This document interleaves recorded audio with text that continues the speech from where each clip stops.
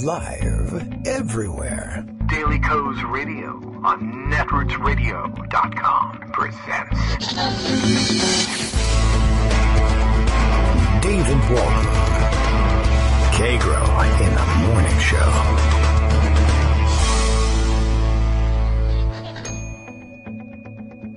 Now, here's David Waldman.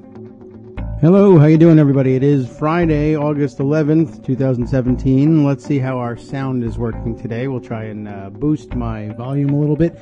I've tried messing around with some of the settings today, and we'll see whether it works to blunt some of the problems that we've been having. Of course, it took me a long time to get things up and running again. We just don't have the computing power in place yet, but it's coming. The big processor is coming, and everything should relieve the stress of starting the show, which is a good thing for everybody. Thumbs up so far on how everything's working, and or at least on my end, it appears as though we're broadcasting, which is important. It's important to remain on an even keel and keep things normal, even though this is not normal. But anyway, let's see. We've got everything online, I think, double checking to see that all channels are broadcasting. Looks good to me, and that's fine, because that way we can broadcast ourselves right into nuclear oblivion. Still on that. Still haven't really calmed down from that, and Trump only escalating things. It's foolish. It seems like nonsense. But you never know with a nuclear-armed maniac in, not in the White House, but on the golf course in New Jersey, which seems like an awfully unlikely place from which to start a nuclear war. He's, of course, grousing about Congress not getting anything done.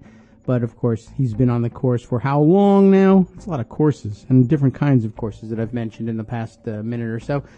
He seems intent on staying on vacation. That it's the sort of thing that would think if you were going to maybe possibly trigger a worldwide war, nuclear or otherwise, really, you might get Congress back in town. You might get back to the White House where the Situation Room is, etc. It's very exciting. You get to go to the big screens and look at things and launch stuff, but he doesn't seem very interested in leaving the golf course to do it. So, I don't know. You have to cling to something.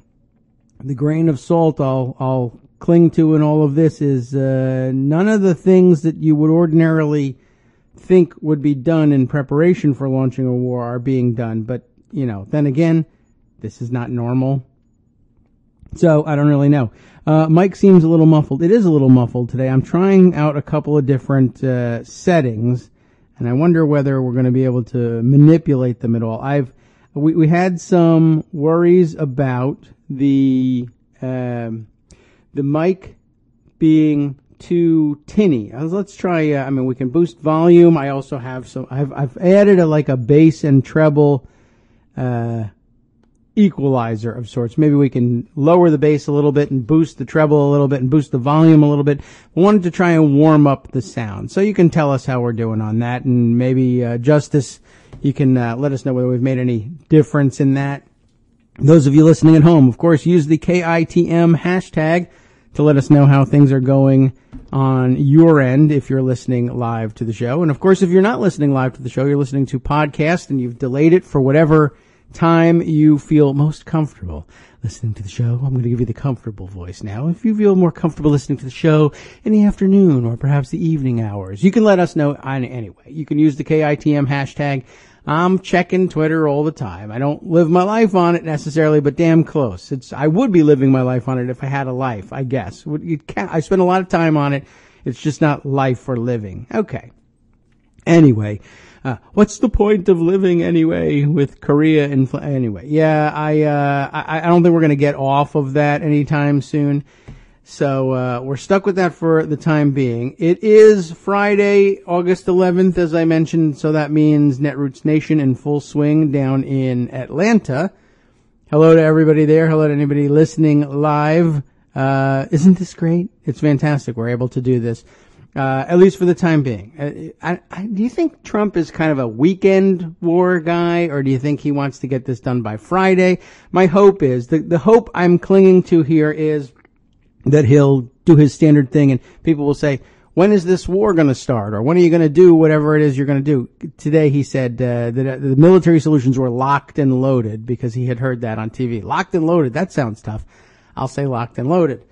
But, we don't know what that means. I think yesterday he said that maybe his fire and fury comment wasn't tough enough. I'm not really sure what goes on top of fire and fury. Maybe he didn't mean nuclear war. And now he's going to, that's a good idea. I'm glad you all mentioned nuclear war. I should throw that on top of the fire. I was going to literally just light a match and throw it at him and shout angry slogans. That was what I was thinking of. But nuclear war, that's a great idea. Thanks for bringing it up.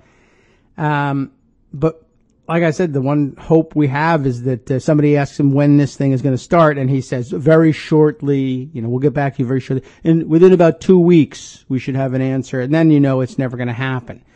We could possibly, is there a chance he could forget about it? I think he's supposed to go off to Trump Tower at some point, maybe today or over the weekend. We read about that one just briefly yesterday. So I don't know whether that disrupts his war-making plans or whether it's easier for him to do. But all right. Well, let's see. We're already peeking out. So all right, we're going to check on I've got my background notes from Justice. So let's lower the volume back down a little bit. I can check that on a monitor too. All right.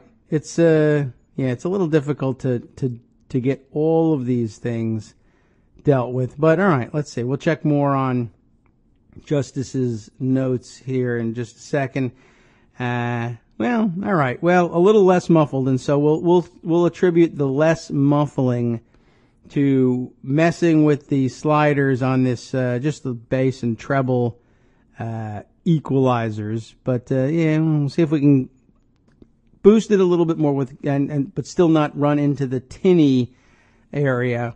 One of the things that's real interesting about this new system is there are so many more ways to mess with it. I mean, ultimately, it's supposed to mean that you're going to get exactly the sound you want out of this because you can manipulate it in so many different ways. But actually, it just turns out with more buttons to press, there's more things to screw up. So that's what you get for trying to upgrade. But I think eventually when we settle on where we want the settings to be and we can leave them in place, I think everybody's going to be real happy with that. So, it's true. If, as the comments we got said that, since we switched over to the new system, we had a little thinner, tinnier sound of lower quality, that we had this nice warmth, to our sound before.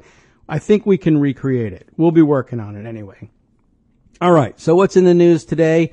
Aside from the possibility of getting a report from on the ground in Atlanta for Netroots Nation, we may hear from Armando, who has made his way down to the site of the convention itself. Always an exciting prospect. Great place to be if you can make it. I miss it terribly and hope to make it back there sometime. Also, by the way, rooting on our Daily Kos editors team in the continuing tradition of the Chairman's Pub Quiz, and so hopefully recapturing the title in that annual contest sometime soon. I wish I could make it down there. In the news, in the headlines today, let's see. Aside from nuclear war, there's not a lot of room left in the headlines because of the whole threat of nuclear war and maybe worldwide annihilation. I don't know. It might be a limited nuclear war. We've always sort of hoped that was a possibility. I mean, I guess I shouldn't say that. We always hoped that wouldn't happen. But if you're going to have a nuclear war, I'm going to say let's go with the limited variety if possible.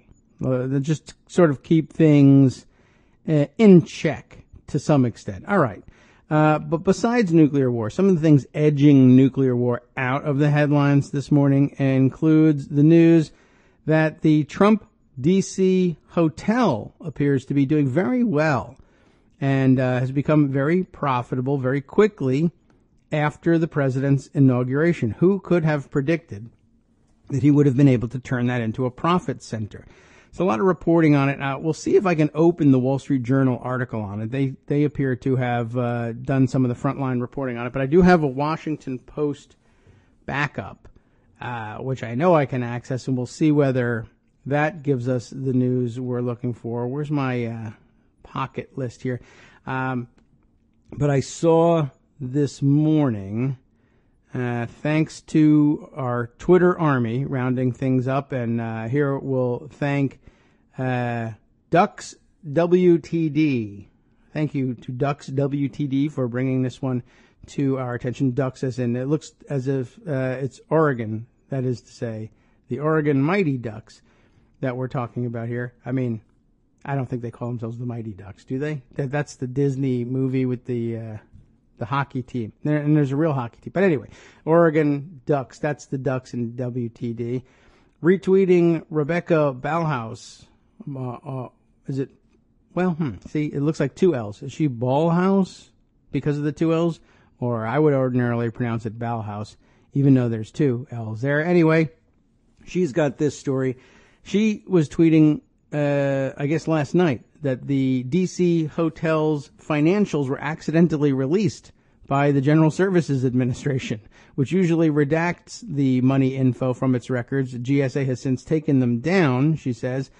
But the upshot of that accidental release is the news that Trump's D.C. hotel raised its rates 57% over the budgeted prices in the months after Trump became president.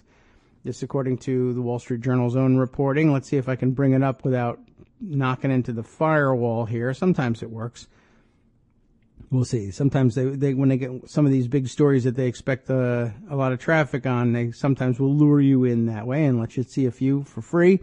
Trump Hotel in Washington saw strong profit in first 4 months of 2017, according to the Wall Street Journal and according to our writer here, Alexandra Berzon.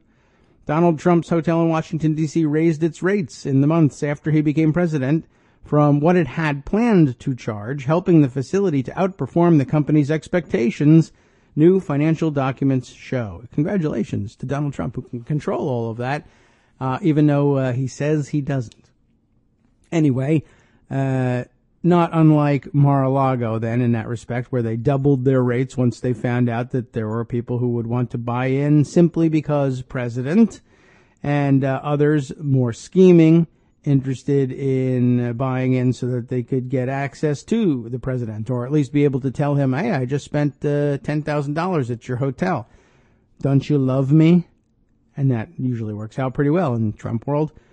So, at least they're becoming profitable faster than expected. The Trump International Hotel in the opulently renovated old post office near the National Mall brought in about $18 million in revenue in the first 4 months of 2017, in part by charging room rates that were higher than the budgeted prices by around 60%, according to documents viewed by the Wall Street Journal. And I guess they weren't supposed to view them, but thanks, GSA.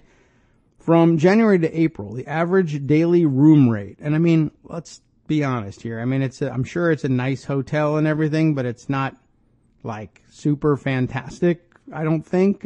Most of the reviews I've seen of it, though it's hard to tell whether people are biased in their reviewing, are that it's adequate to the task, it's nicely appointed, but it's not fantastic. But anyway, average daily room rate, $660.28, compared with the $495.91 for comparable hotels, according to the documents. The hotel had projected its average daily rate would be around $416. But guess what? It's higher. The hotel made a profit of nearly $2 million during that time period after paying rent and other expenses, despite budgeting for an expected $2.1 million loss. Well, at least the budgeting was originally realistic. But I guess they found out, not only will people pay, but they'll pay a whole lot more, and maybe even higher than the market would otherwise demand, just to be able to tell the president that they're dropping some coin at his place, or just to generally show their interest and support, I would guess, for Trump. I mean, people who aren't going to meet with him when they stay in D.C., and not a lot of people do, but we wouldn't know anyway because we can't get the visitors logs from the White House. Not that he spends any time in the White House, but okay, you get the picture. But I'm sure there are your general everyday Trump supporters who, scrape together, if necessary, the money to stay in one of these hotel rooms just to say they did it, versus others who have deeper pockets and who will take the hotel rooms, whether they use them or not. They'll pay extravagantly to use the hotel rooms, really just to be able to tell the president they spent money with his hotel so that he'll appreciate them when he comes to visit. So, continuing with the article here, the Trump Organization, which runs the hotel, didn't respond to requests for comment Thursday on the financial statements, which were initially reported by the Washington Post. The hotel files its financial records monthly to the GSA, which oversees the Trump Organization lease. The records include what the company expected to see for the period and the actual results. Those results were later posted, they're usually later posted on the GSA website, but the financial information is redacted. However, so of what use are they? I don't know. However, the GSA on Thursday posted unredacted versions of documents containing information on the first 4 months of 2017. The agency took the documents down later that evening. But too late. The Trump Organization signed a contract in 2013 with the federal government to lease the historic post office and renovate it into an upscale hotel near many of the Capitol's landmarks, including the White House. The hotel opened not long before the election to fanfare, but after Mr. Trump's win, it became a source of controversy. Gee whiz. Some ethics experts pointed to it as a symbol of the difficulties that Mr. Trump has in separating his private business interests from his government responsibilities. That's awfully generous. It's not a symbol of the difficulties he has. It is the difficulties he has. I mean, come on. That's even less words, editors. Get it right. Mr. Trump and the Trump Organization have denied any ethical issues. So, Mr. Trump has said he won't be involved in running his business and has left them in the hands of his 2 adult sons and another executive, but that hasn't mattered so far. You know all the stories and background about that. One of the documents posted by the GSA offer the first detailed look at the hotel's financial performance in the months after Mr. Trump became president. In a letter to the GSA earlier this year that was released to the public, several Democratic representatives offered hotel financial data for September and October. The representatives said they received the data from the GSA. According to the representatives' data, the hotel underperformed its own expectations, earning $1.3 million in revenue in September and $2.8 million in October. In 2017, the hotel's fortunes had turned. Revenues rose to $4.7 million in April, the new documents show. Revenue for new hotels generally increase over time after opening, but the fact that hotel rates were substantially above the budgeted amount and above area rates indicates that Mr. Trump's presidency likely played a role in the performance. You think?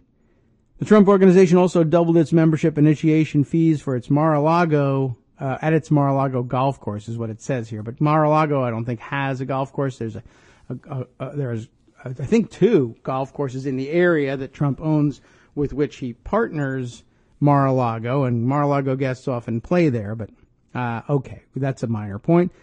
Anyway, Mar-a-Lago, you might recognize it's where Mr. Trump frequently vacationed during the winter and spring. Thank you.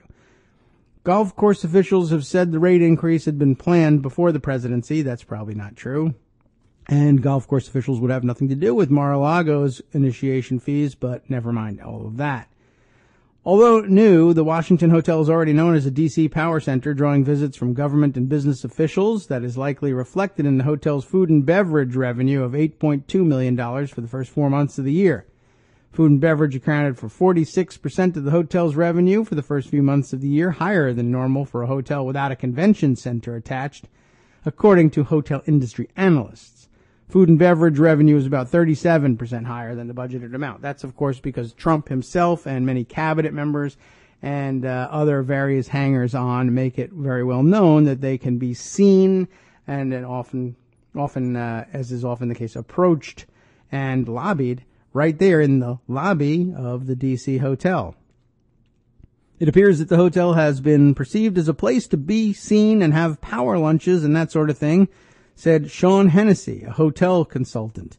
I know a guy named Sean Hennessy. I wonder if that's him. I'll ask him. There's probably plenty of Sean Hennessys. The numbers on the food and beverage side indicate that it has that kind of cachet. Nonetheless, as is typical at hotels, the restaurant business was far more costly to operate, which meant that room rentals made up the bulk of the hotel's profits. The The hotel's occupancy was lower than similar hotels. It had a 44.4% occupancy rate compared with 69.5% for comparable hotels.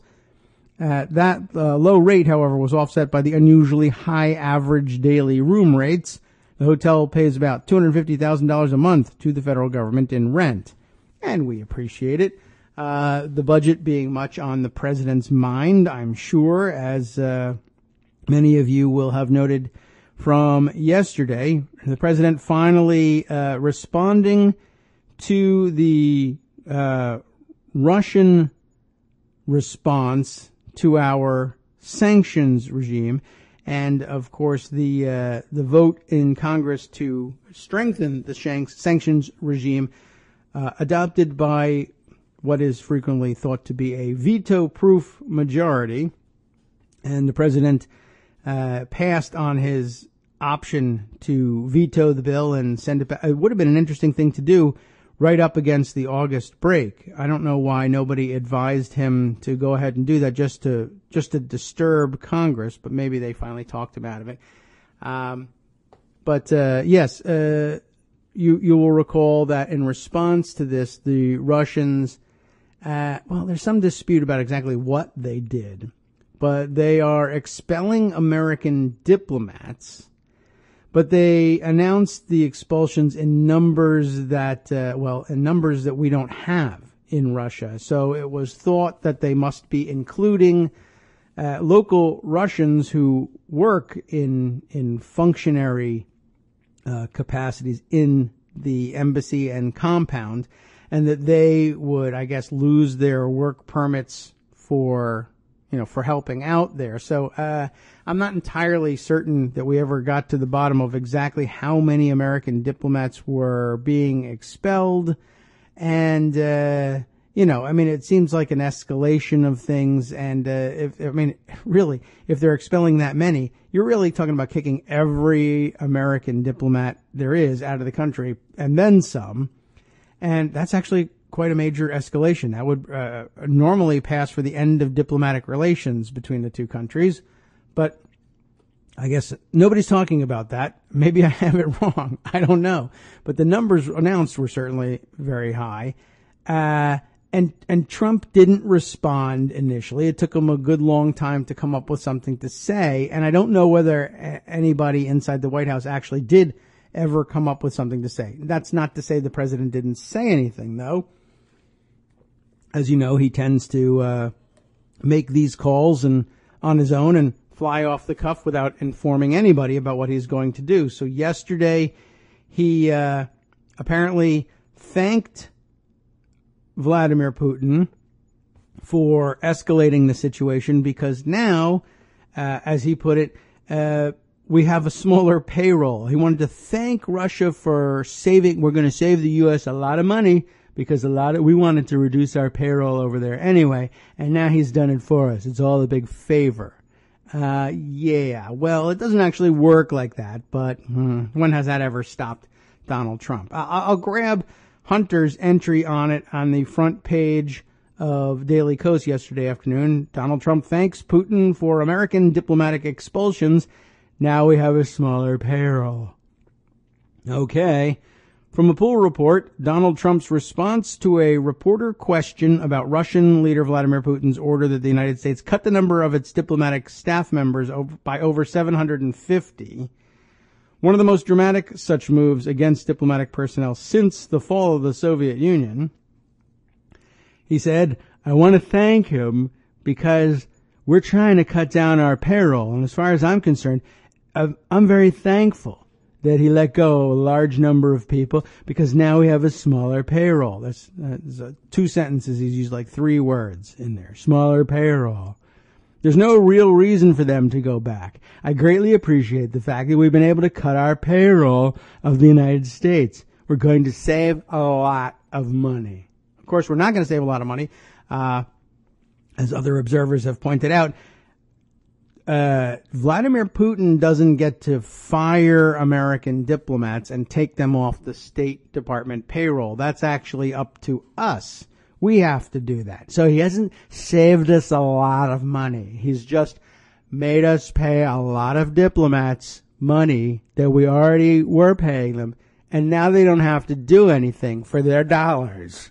That's basically what's happening here. It's actually a bad thing for our budget. We now have payroll going out to diplomats that don't have any place to serve anymore. That happens from time to time, but now we've got several hundred of them. And no doubt some doubt they'll be reassigned, I guess, because there's no one working in the State Department in the jobs where you would ordinarily think the activity would be starting, trying to find new slots for these people or to replace the diplomatic corps in Russia eventually with new diplomats who haven't been expelled and try and reestablish normal relations with that country. But this is not normal.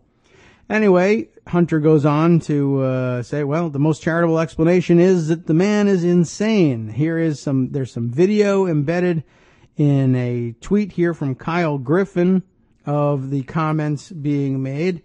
Rather than play the video, we won't really need to do that, but that does remind me that, we got some talking to do about Kyle Griffin. I have retweeted him an awful lot, and there's news now circulating, something I have tucked away in pocket, that raises some serious questions about why is it that I keep retweeting Kyle Griffin. I feel cheap and dirty now. I've realized exactly why that would be the case. Anyway, coming up to our first of our morning station identification breaks. I think I have some nice fancy music even that I can play to take us out from over that. It's got a punch to the start. Let's roll it. I'm preparing all of you for all the, ooh, see, that was very dramatic. But at any rate, I can use this music to kind of talk our way into the break and then talk our way out of the break, which we're about to take for station identification right here, right now.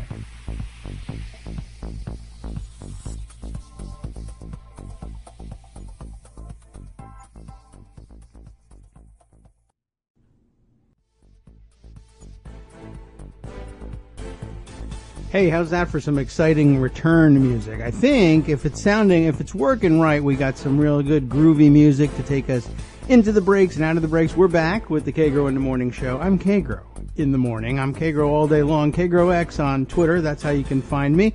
And I encourage you to do so. And you can help us direct the show. Ooh, I got to have a better fade than that on the music next time. I'm trying things out. Everything looks to be working well, though. I'm David Waldman for the rest of my life, not just KagroX, but it's an easy way to find me. And find me in email as well, just using kagrox@gmail.com. Email your complaints. I'll try and either take them in stride or ignore them completely as necessary. But of course, kagrox@gmail.com is also a great place for you to participate in the show. I know that there are a lot of you who say you'd like to be able to call in live during the show. It's a little bit difficult to engineer yet, and we're still working on implementing that. I just wanted you to know that those of you, for instance, in Rochester, listening on Rochester Free Radio, hi, thank you. And we've heard from the management there that you're very interested in having a call-in capacity. They heard you, we hear you. That's unfortunately about as far as I can take it at the moment. But a great way to participate in the show, and I mean directly change how things are presented on the show. We've used it a couple of times. Lots of regular correspondents all around the country, people who listen to us live in the morning or via podcast whenever it suits them. And that option is available to you too, but we are happy you're listening live on Rochester Free Radio and elsewhere. But the option is this. We just have folks that say, you know what, this is a story that it's not going to make the national news. Or maybe it is making the national news, but I don't think David's treating it right. Pick up your smartphone, if you got one, or if you've got old school technology that you can create your audio files with, as long as you can turn them into MP3 files that you can email to me at kagrox@gmail.com. We'll be able to screen them and play them here on the air. We have a number of correspondents that do that all the time. Anytime they see something they think belongs on our air, they'll take it on themselves and record a 5-minute bit or so, reading or commenting on the news or whatever it is that's gotten a bug wherever those bugs go when they move you to action like that. It is, after all, public broadcast radio. but to record your own segment, and I'm happy to introduce you and credit you as you like to be credited, and roll that tape. It gives me a chance to go off and have some coffee, and that's never a bad thing. So do participate that way. I encourage you to do it, and we have lots of people doing it all the time. All right, well, let's see. Armando says, update for those of you in Atlanta waiting for his arrival at Netroots Nation. And I understand a growing throng at the entry hall waiting for Armando's arrival. He is on the train from the airport, and he should be able to talk after 10 o'clock Eastern Time. For us, that's about half an hour away. And if you're listening via podcast, you can just fast forward right to that and see if he makes good on his promise. If he doesn't, I'm going to fire him. That's exactly what's going to happen. All right, where we left off, the treasonous Donald Trump had been praising and thanking Vladimir Putin for honoring us by laying off so many of our American diplomats, which I guess Mr. You're fired and run the government like a business couldn't manage to figure out a way to reduce the State Department payroll in Russia until Vladimir Putin did it for him. But then we realized, of course, he didn't. He just left us paying people with no work for them to do. So thanks for that one, Vlad. But I took off on a tangent there by mentioning that it was Kyle Griffin's tweet that got embedded in Hunter's piece on the front page at Daily Kos, and that was of some particular significance. I got to scroll down a little bit. I was thinking about saving this for discussion over next week if we can get our pre-recorded shows in the can, as they say, for you. It's actually become quite a struggle to get those ready. So fingers crossed that we can get at least some of the days taken care of and won't have to resort very often to rerun episodes, although they can be fun too. But I noticed this piece in BuzzFeed the other day, and I'm not sure whether it was written by people at BuzzFeed who were jealous of these guys or whether they were just plain old making a good point or what. But it occurred to me, yes, they have a point here. These guys have an outsized impact on my Twitter feed. So this story caught my eye. It's titled, "This is probably the only story you didn't hear about first from Brad Jaffe and Kyle Griffin." And if you're a long-time listener to the show, you know those are names that I've called fairly often. I mean, they're not the most frequently mentioned on the show, but I very often have stories put aside that I have seen first, or perhaps at least most prominently tweeted by these two guys, and I don't really know who they are and why that is, and probably wouldn't have occurred to me to ask unless I had seen this headline. It's Stephen Perlberg and Charlie Warzel for BuzzFeed News on this one. Well, it starts like this. At 7:36 a.m. on May 18th, Time executive editor Matt Vella tweeted the magazine's weekly cover, an image perfectly engineered to generate fodder for cable news and unleash screenshots across Twitter. And it's the screenshots that get me very often. I've mentioned to you before, I think tweets get more notice and more play. I mean, it's pretty obvious. Any social media person will tell you, duh, that's an obvious rule.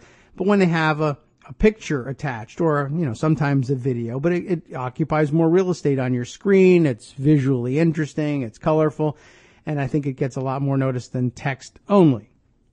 Even if you're retweeting somebody else's text, it doesn't work quite as well as a picture. Anyway, this image, perfectly engineered to generate fodder for cable news and unleash screenshots across Twitter. The onion domes and red paint of Moscow's St. Basil Cathedral, spreading across the south-facing columns of the White House, that is, Russia literally taking over America.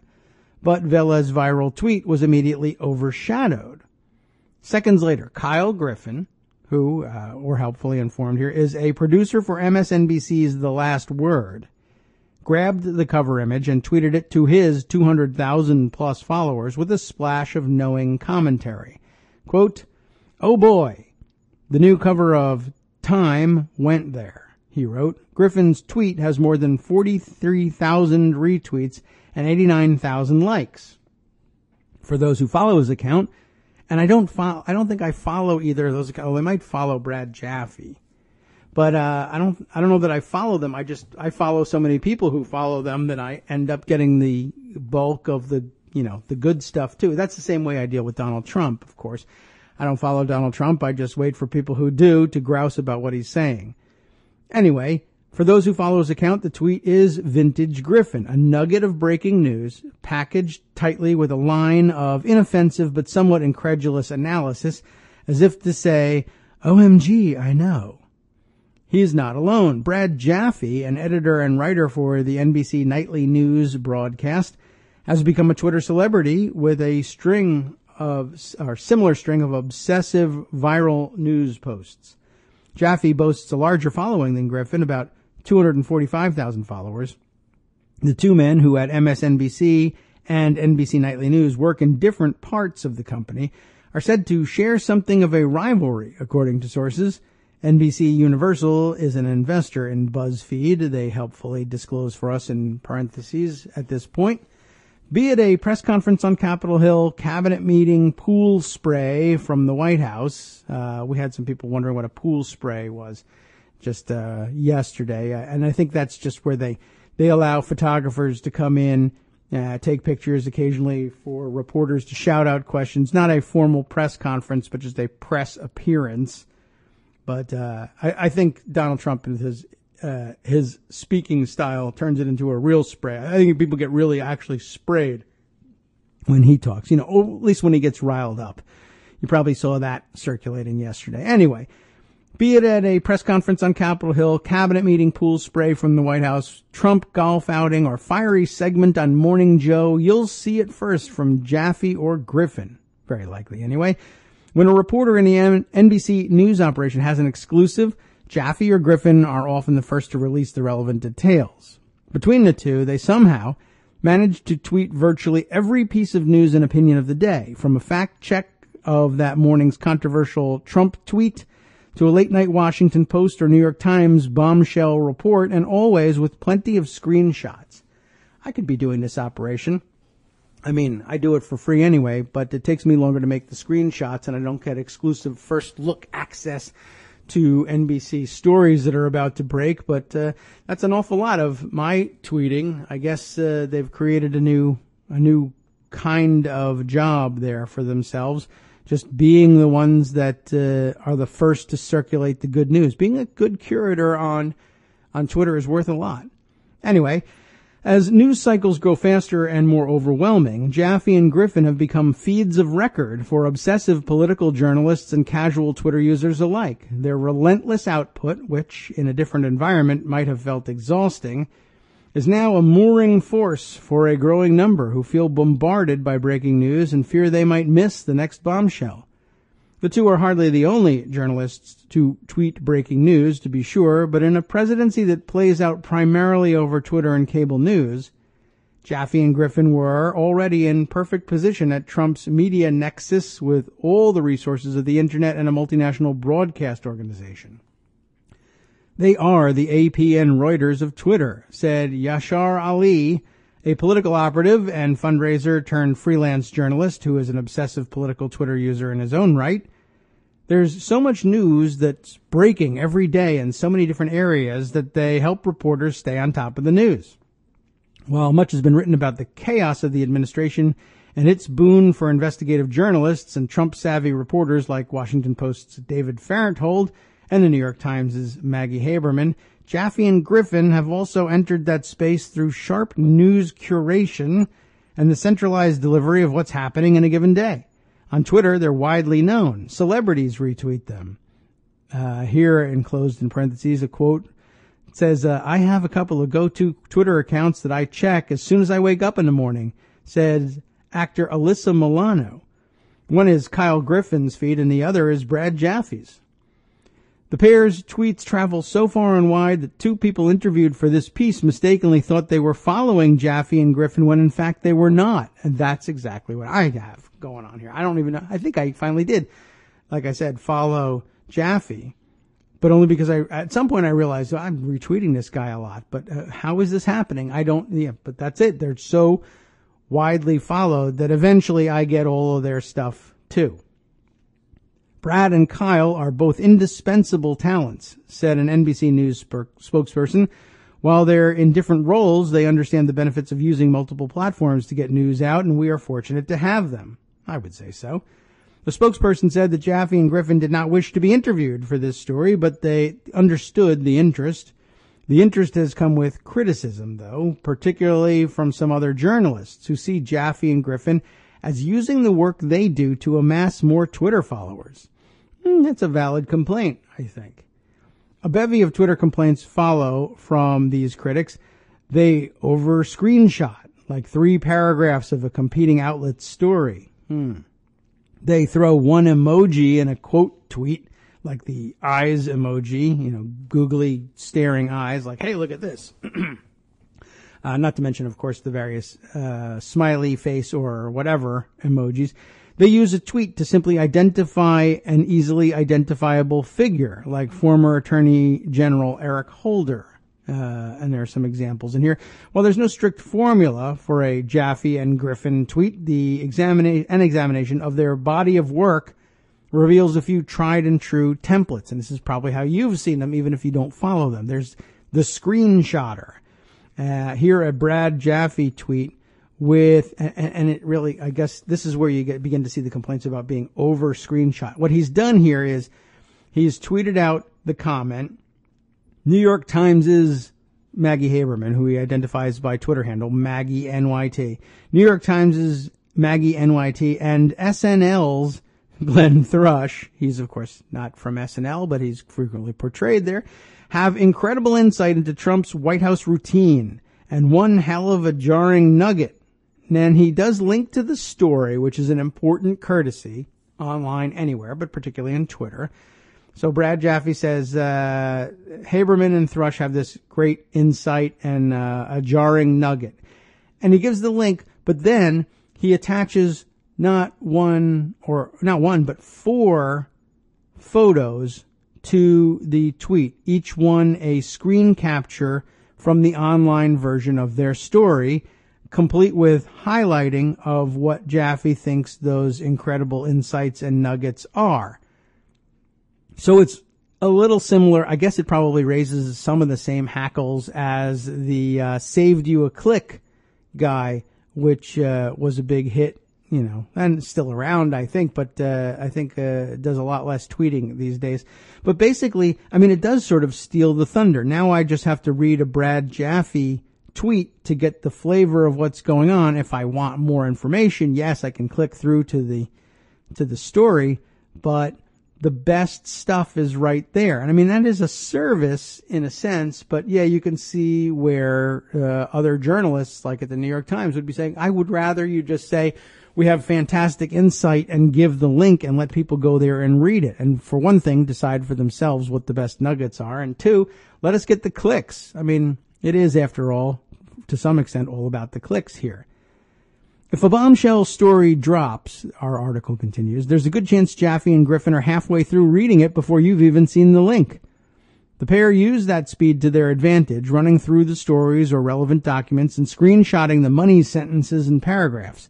When used sparingly, the tweets are an excellent fawning bit of promo for a big story, teasing a juicy tidbit that is used to share the story far and wide. On occasion, the screenshots pick the story over completely, making every relevant detail available to the reader without the need to click through. This has created an environment where some journalists complain that Jaffe and Griffin are capitalizing on real reporters' work to enhance their own Twitter clout, as one reporter told BuzzFeed News. Just a personal observation in this. I could see that that's probably what they are doing, although I will say that it's very likely that the two of them aren't really thinking primarily about increasing their Twitter clout. That's obviously an important thing to them, and especially since they serve in professional communications roles.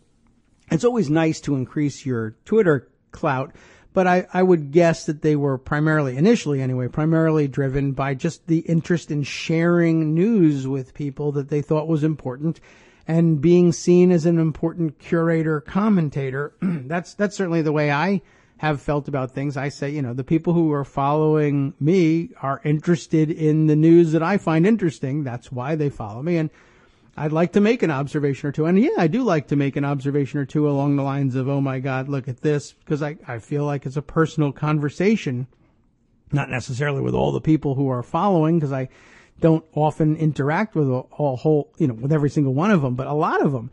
And I, see their eye rolls back, and we go back and forth and comment to each other and play off one another. I don't know whether that's really what's going on with Jaffe and Griffin. I've not looked deeply enough into their Twitter feeds to see whether there's interaction going on. And of course, they are they're communications professionals, and they're probably under some direction by their organizations to increase their Twitter following so that they drive eyes and clicks to NBC's products. So they're in a different role. But I mean, certainly when you just start out in these things, it's just, hey, I want to say these things to my friends. And so it's a little more innocent than I want to steal clicks from rival outlets. But I wouldn't doubt that there are management types at NBC who like it that way and continue to encourage it.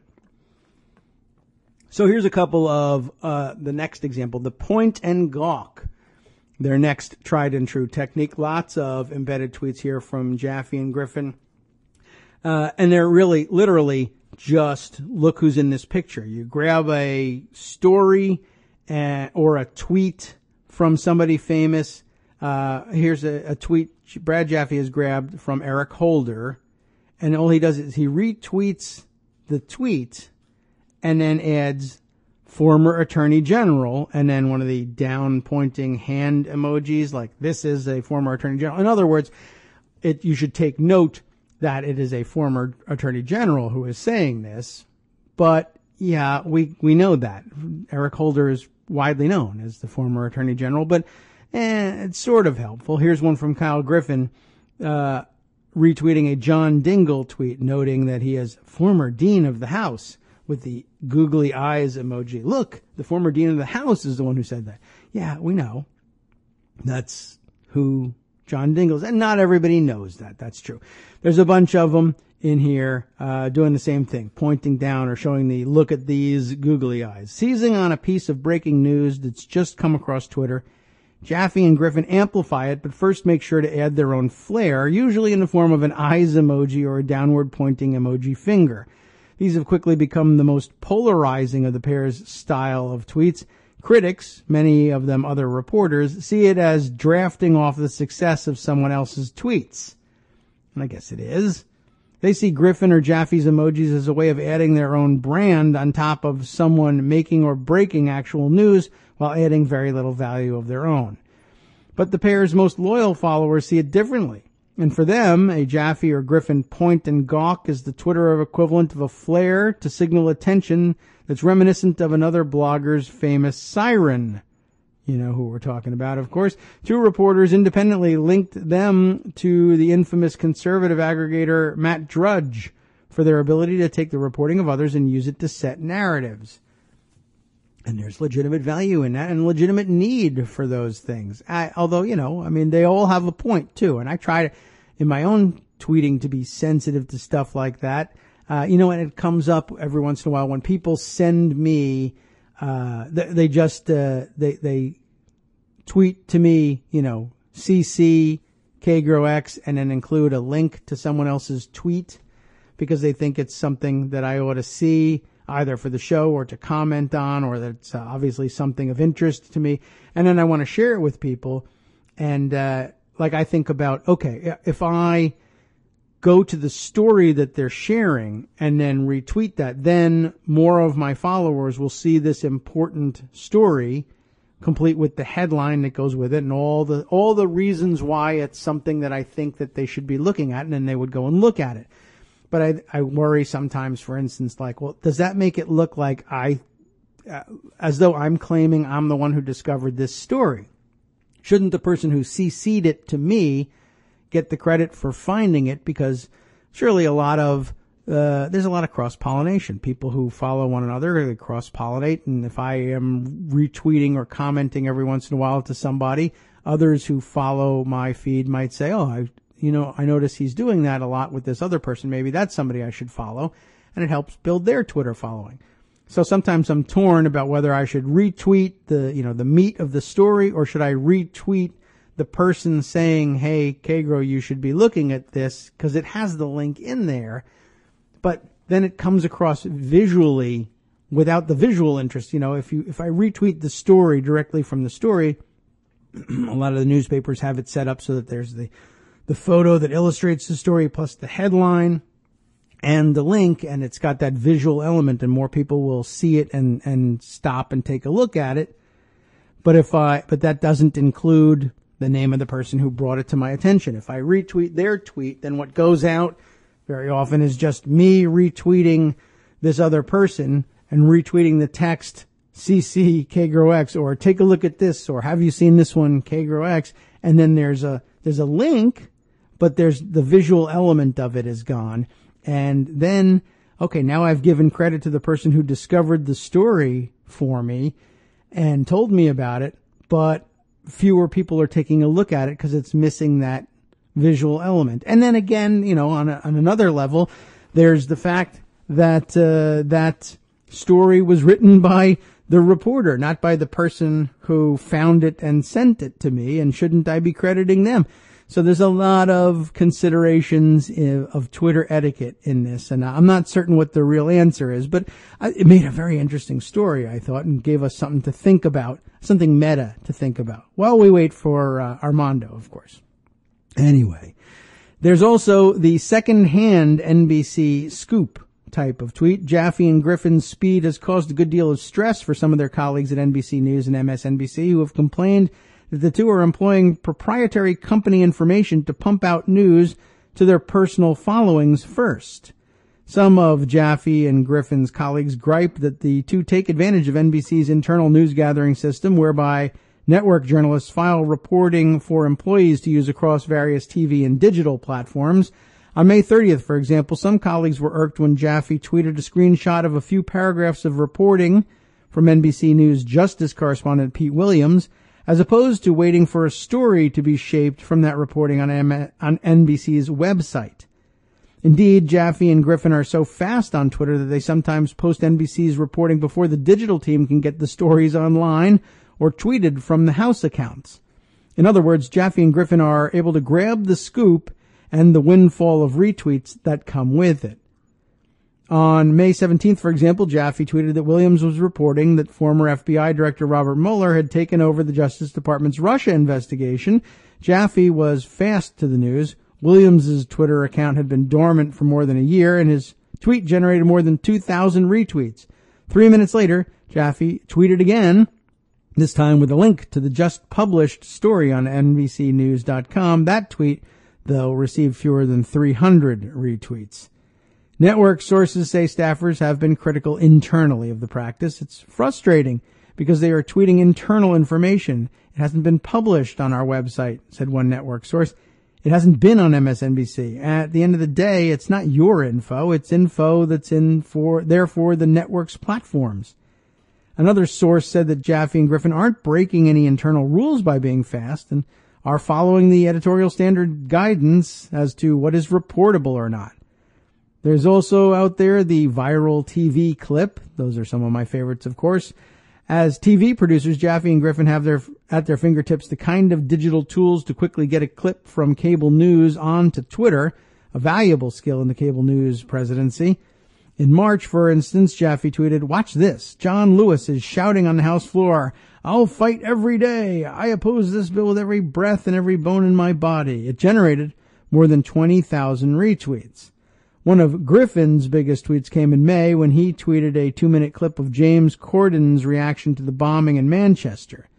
Emotional message from James Corden on the tragedy in Manchester. Take the time to watch, Griffin tweeted. The tweet received more than 20,000 retweets. There's no question that Jaffe and Griffin's style works on Twitter. Network sources say they recognize the impressive nature of Jaffe and Griffin's dedication and they marvel at the duo's ability to tweet around the clock while also conducting fairly time-consuming day jobs. Jaffe, for his part, is essentially Lester Holt's writer, helping to craft a copy for the all-important 22-minute nightly news broadcast on NBC. Griffin is the segment producer for Lawrence O'Donnell's 10 p.m. primetime show on MSNBC, making his early morning tweets all the more remarkable. Both are said to be well-liked by colleagues. Top executives at the network have discussed Jaffe and Griffin's popularity, and at least one executive is said to be irked by the success of their personal brands at the expense of NBC's own. I just think that's the future of journalism myself, according to a network source. But for the time being, nobody has called either off from enriching their personal brands. Sources also say that Jaffe is highly regarded among top producers and is particularly close to another rising star, Katie Tur, who rose to prominence during the Trump campaign. Some NBC insiders also credit Jaffe and Griffin for being self-starters at a time when the broadcaster is still trying to figure out its digital strategy.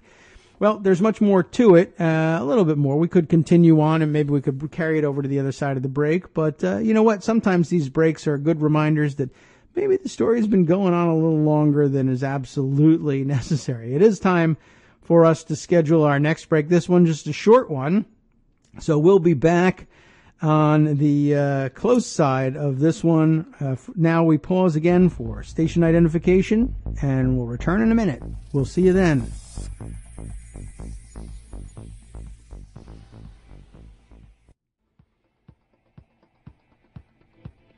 And thanks to the cool music for bringing us back from the break. Good morning. How you doing? We continue with the Kagro in the Morning show here on Netroots Radio and thankfully also on Rochester Free Radio. Hi, guys. Thanks for letting us into your morning and another successfully engineered break. Thank you, Justice. And we left off before the break.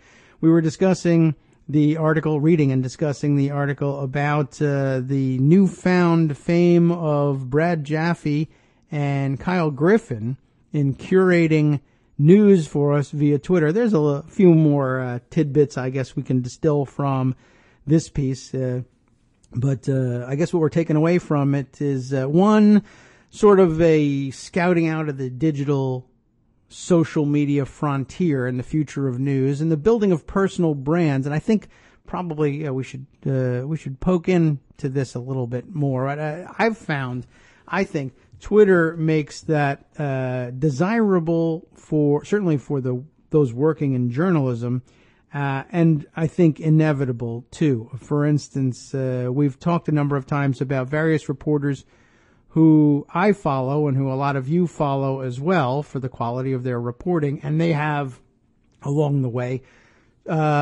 switched outlets for whatever reason, either why get into the various reasons? Some of them are personally embarrassing, I'm sure. But when they switch outlets, you're able to continue to follow them. It doesn't matter that they no longer work for the Huffington Post or the New Republic or whichever outlet you're used to hearing them speak from. But when they move, you're able to follow them because you've been following their personal brand. But yeah, I mean, I guess at the brand management level, that becomes troublesome. Anyway, let's shift gears now because Armando is joining us. I gather from the Netroots Nation convention floor or nearby. Good morning, Armando. How you doing? Can you hear us? Yes, there you I go. made it. It was a long trek, but here I am in that same, the room where everybody has their exhibits and gathers. They call it Town Square here or some such thing. Okay. But I don't have anything exciting to tell you about it yet, except I could complain about my trip, if you want to hear about that. Well, was it particularly harrowing, or did anybody get thrown off the plane for shouting Trump slogans? It was fine, the flight. It just, and I'm been and actually lived in Atlanta for a short period of time. Yeah. And I got the MARTA, but I couldn't find Hyatt Regencies. Oh. I circled around and basically now shower, but that's a story for another day. Okay. Here looks interesting. I mean, the calendar today, as I see it, is that they're having the Iron Stash Guy is talking now. Andy Oh, Bryce now at 10:30. I'm sure he'll get a big reception. okay. There was a lot of buzz last night, but I got that from Twitter on Stacey Abrams, who's going to run for governor of Georgia, which is always nice. Keith Ellison will be speaking at 10:30 as well.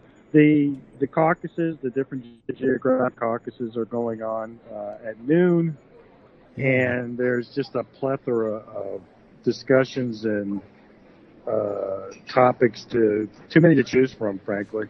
Yeah, you can follow along online. Those of you who weren't able to make it to the big convention, or who may not have heard of it at some point, netrootsnation.org. You can find it online, and they'll lay out all the agenda, and you can read about all the panels that are taking place, and you can watch a lot of them too. Those that are taking place in some of the main ballrooms, etc., are very often streamed on video online right from the Netroots Nation site, so you can follow along if you find one of interest. But if you haven't been to Netroots Nation, I haven't been in a long time, but it was always just an exciting gathering of. Do you have any sense of how many people are there this year? It's usually 3,000, 4,000 people show up, all progressives. It's a little how you say it, centralized. Normally, there was this main hotel, and then all the rooms sort of flowed together. Here, it's one of the hotel services. Taking up all the meeting rooms, so it's sort of cut up into smaller pieces. Maybe that'll be bad. And not bad, because you need a map to go to different places. But we will see. All right. I'll try to be positive about it. Well, yeah, give it a chance before you gotta mix it around a little bit. There is one interesting thing that caught my eye here, yes. Which is that the Libertarian Party of Georgia has a booth. Really? Which I think is interesting thing. Yeah. Right? Is Bob Barr there? Wasn't he? Bob Barr. Yeah, was he, Barr's not here that I know of. Ah. I'm actually going to be curious to see who's here. It's not as easy to just get a handle on it, usually before. At least the times you and I think we went to one together 5 years ago, and that was fairly straightforward. There was the exhibit areas, and the panels were sort of broken off from there. Here it's different floors and different things. Yeah, each convention center has its own flow, I guess. It does. But, it'll be... I haven't been since San Jose, one which I believe was 4 years ago. Wow, time flies. But it'd be interesting to get the feel of it. It seems, they're already sort of professionalizing it.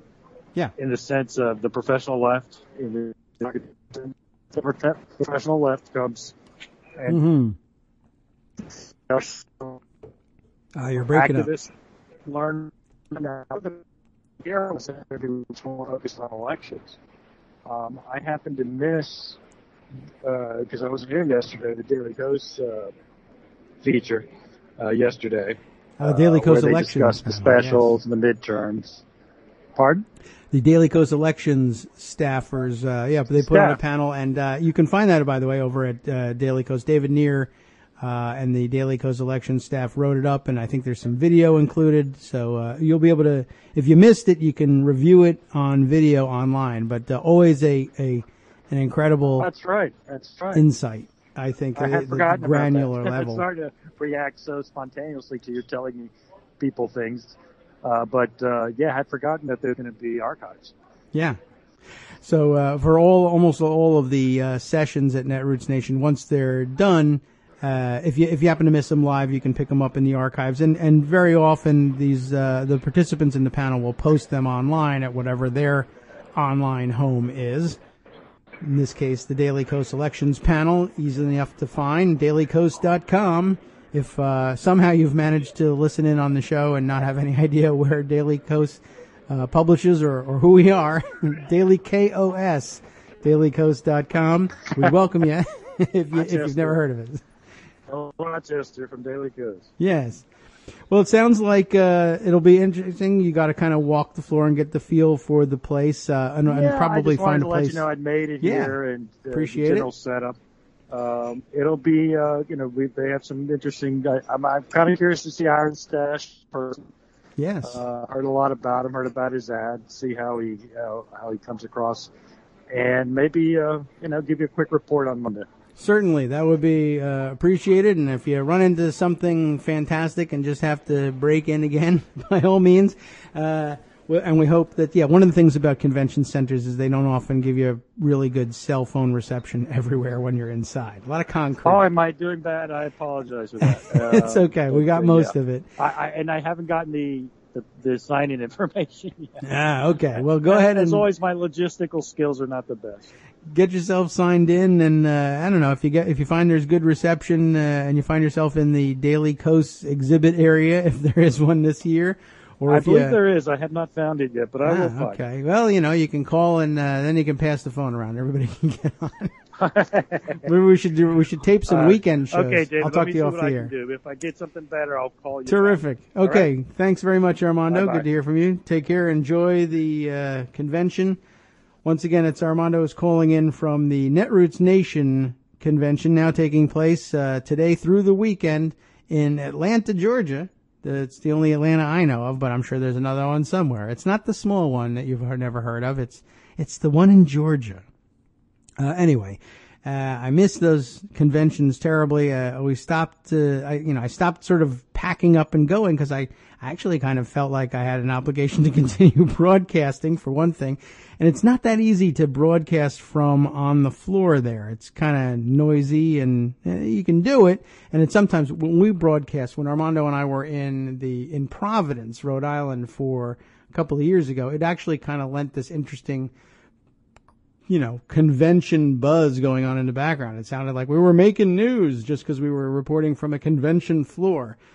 Maybe we can do it again sometime in the future. They tend to move these things around the country, alternating between Eastern and Western orientations.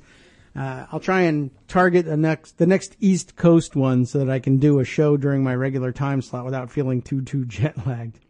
Anyway, just to finish up with our story about Brad Jaffe and Kyle Griffin here, a couple of comments about people and how they feel about it at competing networks. Apparently there's a sense of admiration for this pair and even hints of jealousy that they're able to so effectively push viral cable news clips into Twitter at speed. I'm surprised there aren't more people like them, said one reporter from a rival network. Obsessive, savvy about social, with a keen eye for breaking news and hypocrisy and flip-flops.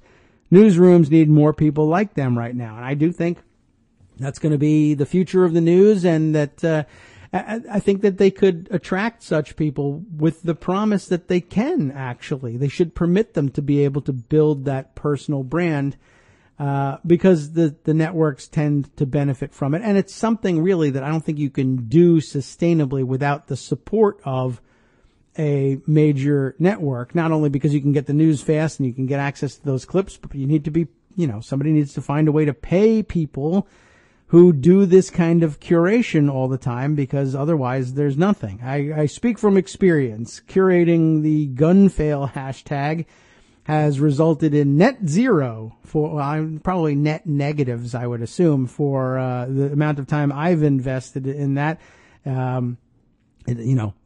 Nobody pays for gun fail, even though there are advocacy organizations, I guess, that could.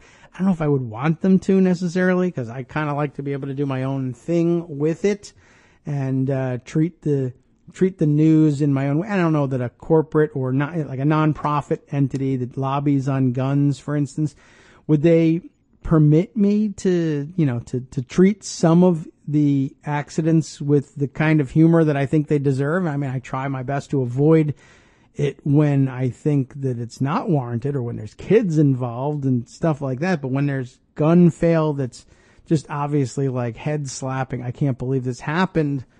Sometimes that calls for a humorous approach. And if it was sponsored by whatever, the Brady campaign or whatever, I don't know if they would permit that sort of thing. So it's a difficult line, of course. But anyway, just generally speaking, I think that the kind of time that these guys put into this stuff, while it may have started as a labor of love, I don't think it can stay one. that's just kind of the way it is. I mean, it's, that's the case with Gunfell, and it's why I fall behind every once in a while on Gunfell. I just got too many other things to do to make ends meet, or just chores around the house for that matter. Anyway, this brings us closer to the end of that thing, but that's article. But there's a comment here from John Favreau, the one who's the former director of speechwriting for President Obama, and co-host of the popular Pod Save America podcast, which sucks compared to this one, and you should all be following me instead of, I don't know, should I be jealous of that? They do have had some terrific success, like the Chapo Trap House guys. I don't know what the marketing magic is, but I'm out of time to do things like that for my own podcast. But this one I see brought up over and over again. It must be fantastic. Lots of people. There's a lot of chatter about it. Anybody listen to both? I'm curious what other people do with their podcasts. I don't listen to enough podcasts to know whether we occupy just a totally unique space, because there's no control here whatsoever. It's just me doing my own thing. Are other people more professionally produced sounding? Is that better? People seem to like it a lot more, or they're more popular, but then I don't know whether how much of that is marketing of the podcast versus the content, or whether they're just two different styles that can't be reconciled. Anyway, something I'll settle off the air at some point. We'll take a jump out of this and go back to Pocket. I just wanted to kind of let you know that this was out there. I found it a fascinating meta story about, something important to us, where we spend a lot of our time, and bringing up some good points, and maybe it'll make you think a little bit about Twitter etiquette yourself, and what you do and how you credit people, and what sorts of considerations go into making for good Twitter citizenship, and what we could be doing better, what all of us could be doing better, etc. Let's see. Okay, so other stories in Pocket. What's a good idea for Twitter citizenship is to check in every once in a while on the comments we may have garnered in our KITM hashtag and elsewhere, and see whether we have other new breaking news. Let's see. Scroll back a little bit here. Kate Sherrill saying, let's see. I think of all the money we'll save not having Armando on. Wait, we don't pay him. Okay. Let's see. Michael Musson commenting during the break that we hear this piece, Gollywog's Cakewalk by Debussy, as we fade out. Is that right? Okay. I guess, I can't speak to exactly how all of this is engineered. I have some music here just to make sure that there's some sort of musical bed that signals transition out to break, both for the listeners and for guests, without distracting them too much. But then Justice has developed a musical bed that will also include a PSA or a promo for another show, or eventually perhaps promos for our shows. More likely, eventually, a PSA reminding everybody that in order to keep this show on the air, we depend on monthly contributions through our Patreon page and more, of course. But we'll get around to that. But yeah, he has to engineer something up for the Netroots radio stream listeners to be able to hear during the break, so that the stream keeps going. Up in Rochester, they appreciate having a musical bed, although I'll bet they wish it was a little bit smoother. We'll see what we can work out on that front. So that when they take over the stream and say, identify the radio station and play their own PSAs, it's not them cutting out from the middle of one of my sentences and then coming back in the middle of another sentence. Too jarring for Rochester listeners. So we've got like 3 layers of listenership going on, and it's going to be impossible to smoothly coordinate all of it. But I hope you enjoyed the classical music as well. Anyway, let's see. Other comments, Michael, saying here on the definition of the press spray. A spray is also what you call a Trump stay at a Russian hotel. Aye, okay, well, I don't have the rim shot easily accessible here, but I bet I have a sound effect there somewhere. Wow, okay, well, good. It's a good one. Monica, let's see. Monica says, I remember you had the option to call live way back. That's true. I did. I called once to talk about CNN's screw up with Obamacare Supreme Court announcement. Yes. I recall, I've mentioned we used to have this system, and the system is now retired, I guess, by the guy who developed it, and he's moved on to other things. But we had a system, really actually remarkable piece of engineering that allowed us to have multiple calls on hold and in queue. One of the big problems with, we use Skype to have scheduled callers and guests come in, but the difficulty with Skype is that you can't queue callers and keep them on hold. You can put people on hold on Skype, but I don't think you can. Then you have to like, if you have multiple callers, you have to conference them and then put them all on hold. And, that's not exactly what you need for the radio. There was a great system called fans.fm, which is now sort of morphed into a podcasting platform instead.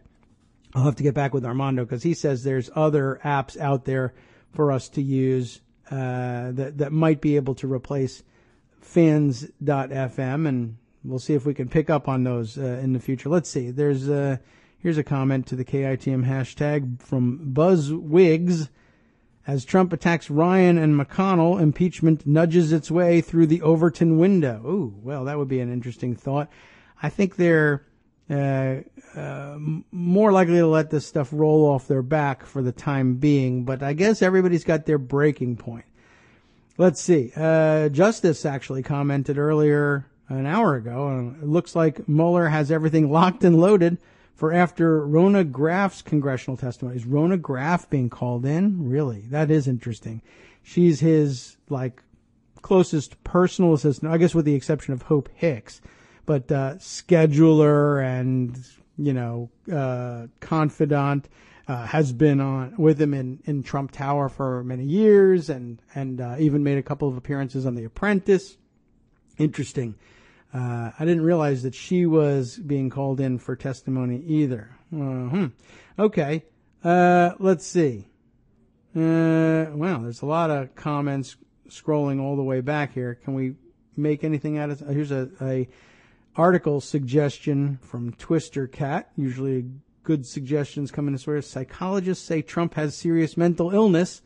Now that they're freed from what was it? It was called was it the Goldwater rule that they called it? I guess now everybody. Although we did figure out that was a different society, a different association, not the American Psychiatric Association. What else has Twister Cat sent here from Matthew Chapman?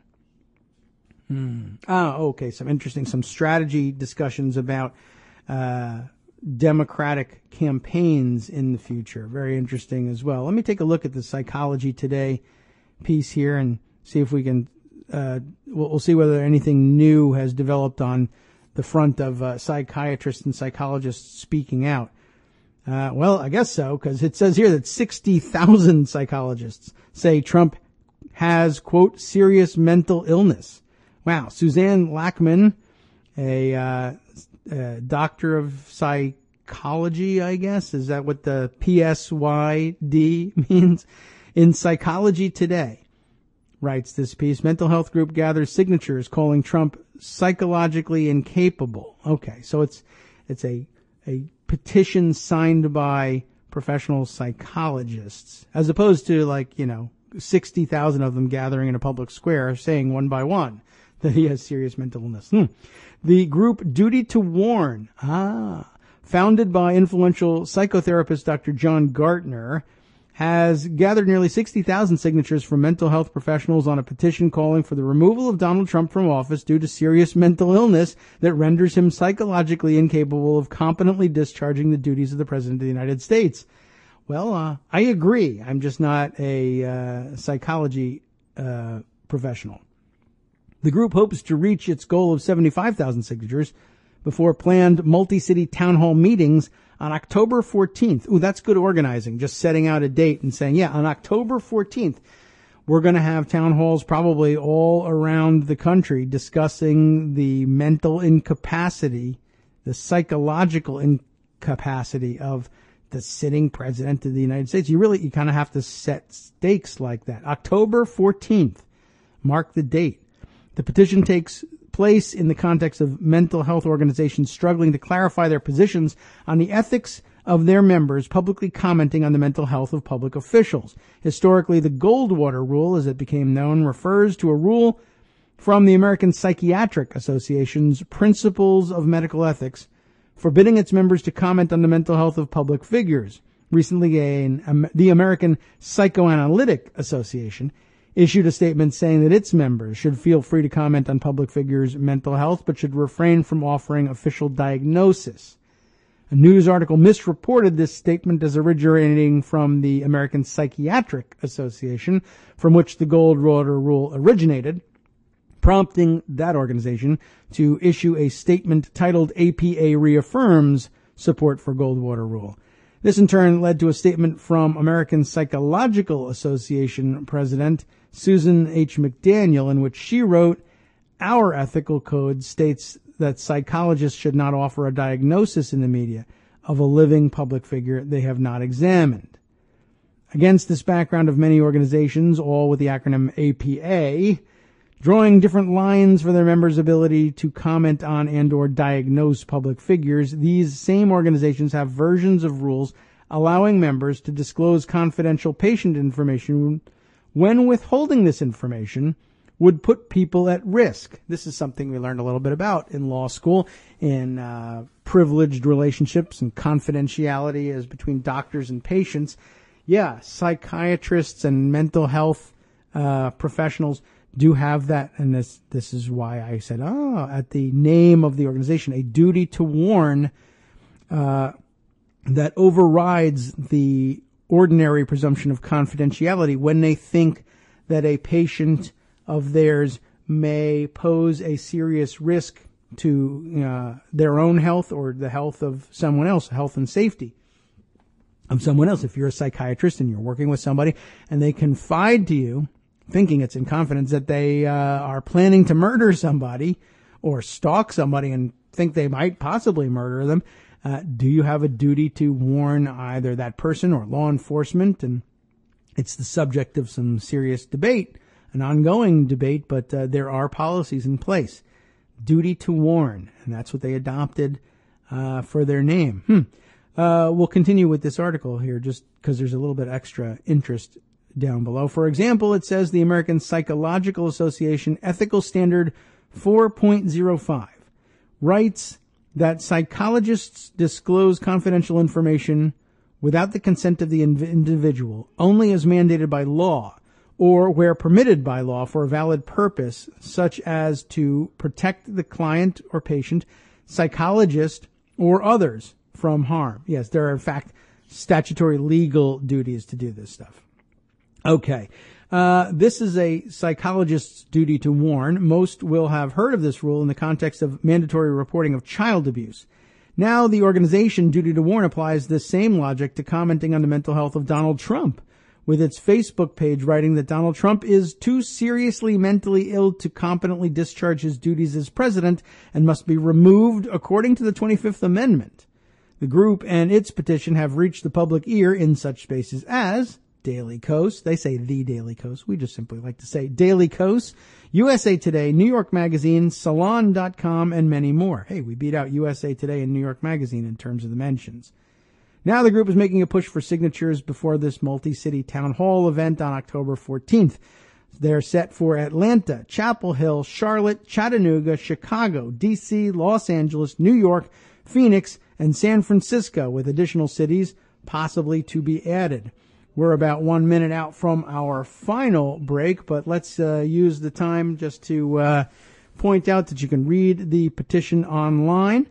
There's, as I mentioned, a number of cities lined up for that one. If you happen to be nearby, that might be something worth checking out. If you are a mental health professional in a city not near one of those mentioned, perhaps you would like to take a look at this. We will include in our roundup that we post at dailycoast.com and the Daily Coast radio section that Scott Anderson helps us put together every day after our show, links to this article so that you can track down the meeting nearest you and see if perhaps you can participate, or if maybe you would like to perhaps start up such a meeting in a town near you. All right, heading out to the break. Let's start with our fantastic and dramatic outro music so that things at least have a nice, smooth musical bed as we take one more pause for station identification.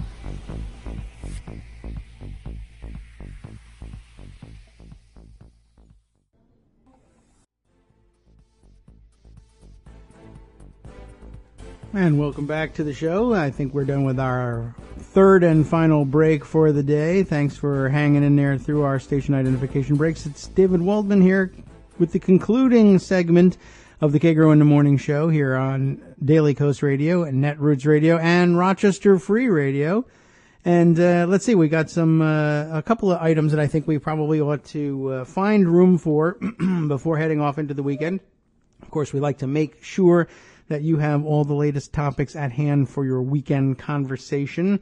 Here's something that I think illustrates, we haven't touched on this one yet, illustrates the mindset, the paranoia, the craziness really that underlies a lot of the pro-Trump sector. I mean, we've run into the people obviously, and we all know they're kind of nuts, but what about, the pro-Trump quote-unquote journalists working at, Breitbart and Daily Caller and other such outlets. I think everybody was startled with this one. Check this out. Look where we stand now.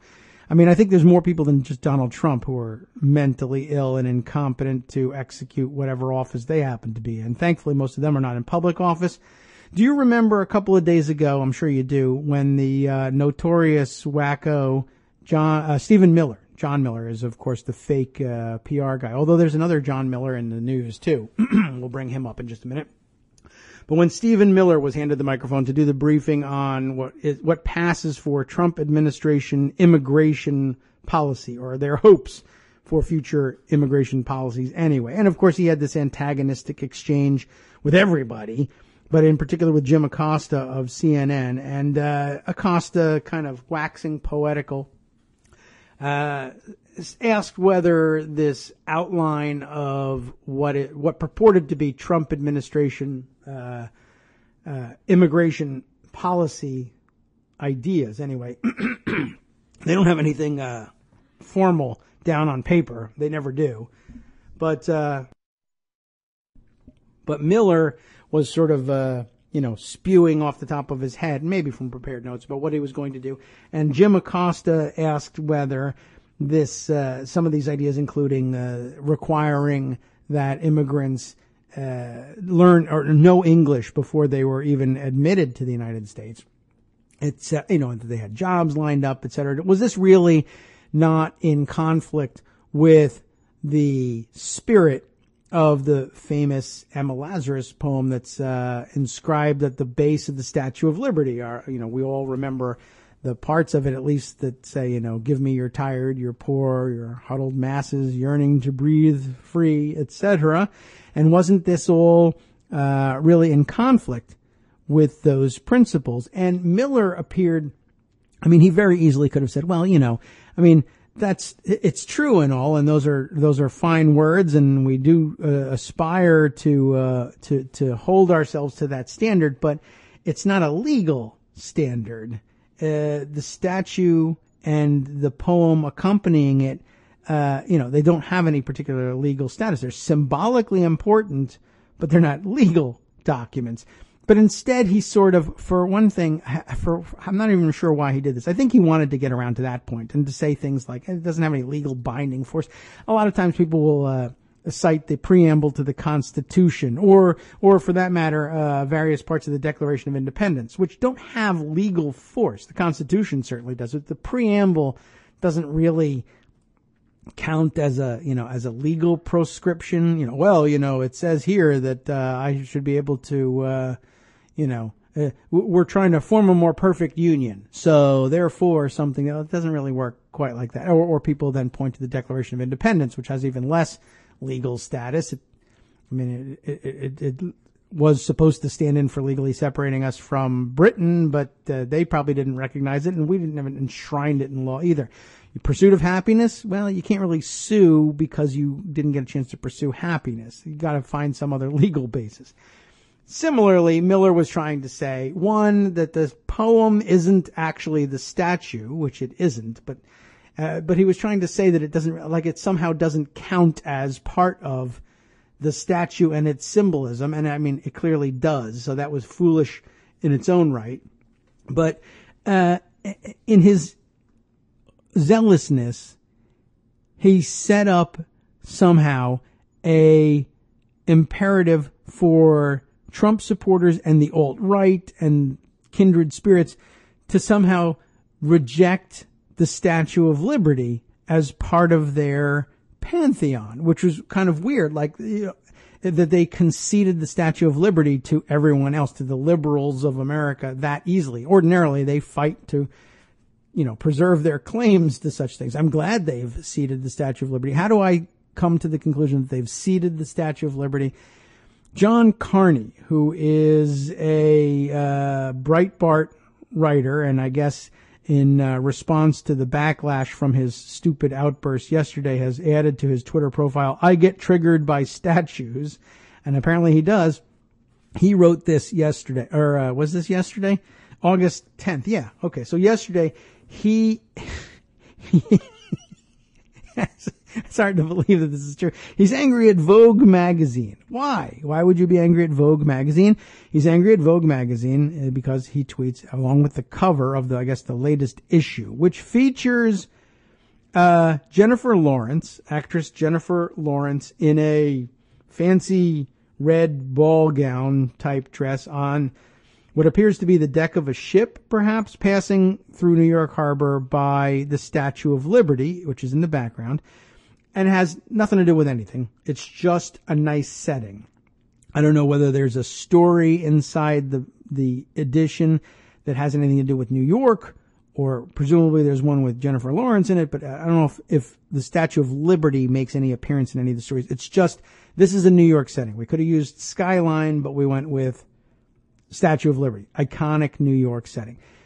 Carney tweets the cover and comments thus: "We're going to have to create a full hashtag MAGA, Make America Great Again, a full Make America Great Again shadow cultural industry, because the opposition media," which he capitalized, "can't even do fashion without attacking us." Now, before we get into the analysis of that part of the cover, which he thinks is attacking him, let me just say that you don't have to do that, but you're welcome to do it. I mean, God love you if you want to do a deplorable fashion magazine.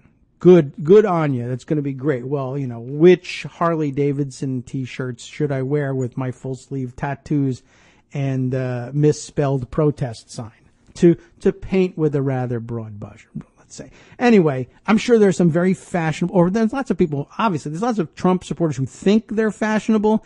This is an unfortunate side effect of Ivanka Trump being able to eke out some additional income by pretending that she's designing fashions or something. And there's some rich people who will buy this crap and say, I'm pro-Trump and I'm a deplorable fashion plate. It's a plate in your skull, I think is happening here. But anyway, look at what's going on here. Aside from the question of whether or not there needs to be a shadow culture industry because, you know, for Make America Great Again deplorable types and alt-right types, he's saying that it needs to happen because the opposition media can't even do fashion without attacking us. That is to say, the opposition media now is Vogue, which is not, I mean, I guess it's opposition media in that everybody, that's the problem with Trump, is you're so horribly off kilter. It's so not normal, so terrible, so unprepared, so illegitimate that Vogue, anything that's normal that was publishing before Trump was elected and continues to publish now is basically an opposition publication, period, with the possible exception, I guess, Breitbart obviously predated him. But if you're just regular news, Cat Fancy is opposition media at this point because almost certainly the board there, the editorial board of Cat Fancy, which I assume exists, doesn't, is very clear, I'm sure, on the damage they would do to their brand if they made any mention of supporting Trump in any way. And, of course, Trump being who he is and his followers being who they are, if you don't declare your love and support for the dear leader, you're opposition media now, even if you're cat fancy. They wouldn't give you a pass. So now Vogue gets no pass, although surely there have been writers in Vogue who have made negative mention of Donald Trump. That's hard to believe that hadn't happened. Hard to believe that didn't happen before he was elected, because he was going around, grabbing probably Vogue models, if he could get close enough to them, in places that were highly inappropriate, and people that was reflected in the editorial copy. But what John Carney here is saying is that the appearance of the Statue of Liberty, the very appearance of the statue on the cover, is some sort of a clever attempt at trolling, I guess, Stephen Miller and all those who believe in him, because just the other day he said something incredibly stupid, his own fault. He jammed his foot in his mouth about the Statue of Liberty. But, one, he didn't have to lose that argument. Two, he didn't have to cede the Statue of Liberty as a symbol to everyone else, the opposition media. He didn't have to. It was a mistake, a self-own, if you will. But three, it's still the Statue of Liberty. And that doesn't even get to the point of, do you know how long it took to get that thing on the cover of Vogue? I mean, I would guess that whole operation to get that shot is months old, or at least weeks old at this point. And certainly predated Stephen Miller's stupid self-own about the Statue of Liberty in an exchange with Jim Acosta. There's no chance in the world that the editorial staff at Vogue made any conscious decision about including the Statue of Liberty in that shot because of what happened at a stupid, bungled press conference a week ago. There's no way. There's no way. It's on there because it's the Statue of Liberty, and everyone loves the Statue of Liberty. It's an iconic thing. It's New York. It's a setting, and they had to have planned that a long, long time ago. And it may have occurred to someone at Vogue at some point as they were rolling out this process. Hey, the Statue of Liberty is on the cover that we have planned for so long. And isn't that interesting? Because the Statue of Liberty was recently in the news because Stephen Miller was an idiot and scored a self-goal, an own goal against himself by, ceding the statue as a symbol of patriotism, which is usually something that they cling to, with a death grip. They'd never let any symbol like that go. But we have gotten to the point where, I guess this is just supposed to be a symbol, a demonstration for you how crazy they are top to bottom. It's not just Donald Trump. They have been nuts forever. And this guy, continues in a career. He gets paid. He's legit. He's verified on Twitter. People listen to him. People follow him. And he's out there saying, they took a picture. Any picture that has the Statue of Liberty in the background is now treasonous, and you should all be executed for passing them around. I mean, I have a piggy bank that's shaped like the Statue of Liberty from years ago. I mean, they're going to round me up anyway, but for different reasons. Now, though, oh my God, I signed up for Liberty Mutual Insurance. You're under arrest. At one time when I was in fourth grade and we were playing touch football during recess, I called the Statue of Liberty play. Oh my God, you're under arrest. That's really where we are now. He makes fun of it. He finds the whole thing funny by putting "I get triggered by statues" in his profile. But I mean, is there any other way to describe it? I can find no more charitable way of saying it than, these guys are now triggered by statues. That's where we stand. And the Statue of Liberty, how could you give that up? That is pretty insane. Here, Kate Sherrill says, yes, that cover was shot in June, well before the recent kerfuffle over the statue. There's no possibility. It takes forever to get these things through the pipeline in a major publication like that. I mean, they've probably been photoshopping that photo for longer than Stephen Miller had effed up about the Statue of Liberty, to be honest. Anyway, let's see. What other comments? Oh, I meant to get to this one here. Matthew L. Rigdon, I think he includes his middle initial there, says, I think the mentions of the publications back in the story about from Psychology Today were in alphabetical order, not that Daily Kos beat out USA Today. But actually, now that I check it, they're not in alphabetical order. So now, yay for us. We're the most prominent. It does mention us right up top. That's a little weird, though, don't you think? It's not alphabetical order, strictly speaking. It starts in alphabetical order. Daily Kos comes first. But USA Today is listed next, and then New York Magazine, and then Salon.com. I mean, it's an interesting selection of publications, period. They could very easily have said USA Today, New York Magazine, Salon.com. I would have understood including Salon over Daily Kos, even though I think far more people actually read Daily Kos. I shouldn't stand for that. I shouldn't concede that. But Salon.com is, sort of like an old standing, quasi, mainstream traditional media publication. And sometimes people are wary about including Daily Kos because it's one of those crazy blogs, which, to some extent it is. On the radio, don't include Daily Kos radio, but put Daily Kos in there first. We deserve it. So it's not alphabetical order. It's something else. And, let us have our moment. I know, Matthew, you don't begrudge me that moment, do you? You're probably happy about it too. Anyway, let's see. We got a couple more minutes here and plenty to say. I think that was an important thing. You got to know how crazy these guys are with this Statue of Liberty thing. Let's see. Other important stories, too many to shoehorn in here, but let's put this early warning out here. Because we can do this one quickly. I found this at The Hill. A lot of you hate The Hill, but it's a good way to keep up with what's going on. Good trade publication for Washington, D.C. Trump says he may not work with Dems on infrastructure. Just wanted to note that and say, okay, bye. That's good. But it's got some implications. As you know, he's mad. No Democrats participated in his stupid, horrible health care destroying bill, and with good reason. And he makes a lot of that and says, he thinks it's a political negative. He thinks people are going to be down on Democrats for not having participated in the process. But it's a false story for a number of reasons. One, of course, it's a terrible bill and we'll actually do well for distancing ourselves from it. And two, Republicans on Capitol Hill had no intention of allowing Democratic participation ever at any point. Anyway, they didn't even allow Republican participation in that bill. Remember, Mitch McConnell on the Senate side wrote that thing pretty much all by himself, even though he had convened at some point like a 13-member working group on healthcare. They never met, and they never really discussed what was going to end up in the bill in the end anyway. It was just McConnell and staffers drawing this thing up. So the idea that, we boycotted the proceedings, we didn't. We were never allowed to join them, and neither were any other Republicans.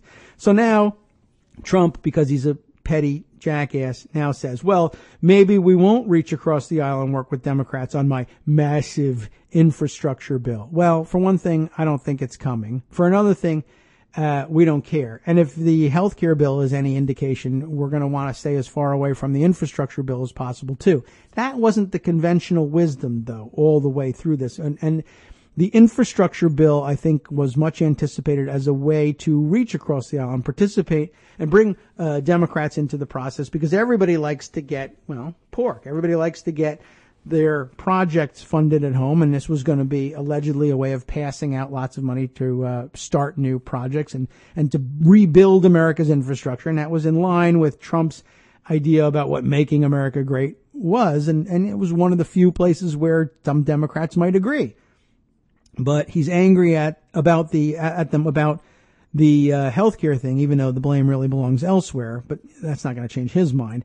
So he's going to punish Democrats by saying, you're not going to get any of the goodies in this thing. We're going to do an infrastructure bill, and it's going to pass because a lot of Democrats are going to vote for it because it funds a lot of things, but we're not going to fund any of your things. But that's not the way the world works either. I mean, if you put together an infrastructure bill that purposefully eliminates any projects that might benefit districts represented by Democrats, you will get 0 Democratic votes. Now, you might be able to put together all 52 Republican votes, but if there was any truth to the principles stated by John McCain the other day, and I don't think that there are, but if you are one of those people that think there's some truth to it and that regular order does not prevail, then it's not guaranteed that you'll find yourself with all 52 Republican votes in favor of this infrastructure bill. And it's not the case that you'll find 60 votes to invoke cloture on it. So I know that Donald Trump's thinking and his plans include invoking the nuclear option and getting rid of the legislative filibuster. But I don't know that it's in Mitch McConnell's plans. And I don't know if there's anything more Mitch McConnell really cares to do on behalf of Donald Trump. But just putting that out there, early warning on this. It may just be bluster. The way he puts it, Donald Trump says, I'm not sure that we will bring them in. Maybe we'll bring them in, maybe not, Trump told reporters at Bedminster, New Jersey. I think the infrastructure bill will be bipartisan, and quite frankly, I might have more support from the Democrats. I want a very strong infrastructure bill. Unfortunately, his ideas about infrastructure are to privatize everything or to allow anybody who builds new roadway infrastructure to charge tolls or what have you. I don't think that's going to be awfully popular among Democrats. And certainly, I mean, I love his ideas. This stupid thing. He's got no basis in reality. I think it'll be bipartisan. He might even get more support from Democrats. Not with a bill that excludes Democrats from any of the spending. You will get 0 Democrats. It's not going to work. But, you know, who's going to ask him questions about that? Because he very quickly pivots to, I'm going to nuke North Korea. And all the attention goes on that. And, you know, and rightly so. I don't disagree with that editorial decision. All right, let's see. I mentioned to you that we were going to make mention of the Miller guy from the Trump. It's not John Miller, the fake PR guy from the 80s that was actually Donald Trump himself calling to tell the gossip columns that all the models wanted to date him. This is Jason Miller. This is just salacious stuff. It's not substantive, but, you know, weekend is coming up. People like to talk about stuff like this all the time. Ex-Trump staffers confirm birth of child conceived during campaign. Isn't that sweet? Where are the parents? I mean, not the parents of this child, but the parents of these parents. Where are the grandparents, as we often are forced to ask? Why? Where are the moderate white people who are going to step up and disavow this kind of behavior? Judy Kurtz is reporting this again for The Hill. Here's the scoop. A married former White House aide, former though, says he fathered a child with one of President Trump's transition advisors during the 2016 campaign. Isn't this sweet? Well, you know, it's not surprising. We know what goes on in Trump world. The Trump world, as I have said for a long time on this show, longtime listeners know that I always declared Trump world to be a sex cult, and I guess it is. Jason Miller is the father in this case, told the New York Post's Page 6 in a Thursday statement that his wife and family are accepting the birth of his son, William, with former Trump campaign senior advisor, A.J. Delgado. How interesting. My wife and I, along with our 2 daughters, are excited to welcome William into the world and into our family, and we appreciate the well wishes we've received from so many, Miller said of the child born last month.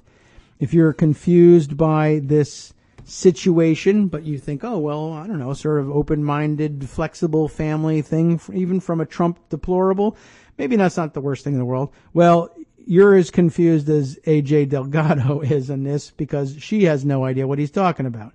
It goes on here to say Miller was named White House Communications Director in December, but backed out of the position just 2 days later. I don't even remember this, but it's starting to come back to me, saying that spending time with his family was his top priority because, of course, his family was about to expand by one.